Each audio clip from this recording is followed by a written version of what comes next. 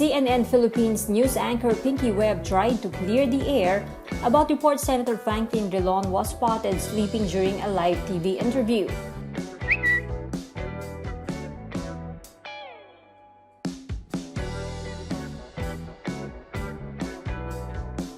Webb interviewed Drilon on the TV program The Source.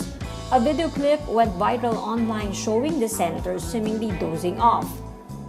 Aside from the letter that was signed by Congressman Alvarez and House Speaker Alan Peter Cayetano, there's a joint resolution. Foreign Affairs Secretary Teodoro Locsin Jr. also defended Drilon, calling him a genius.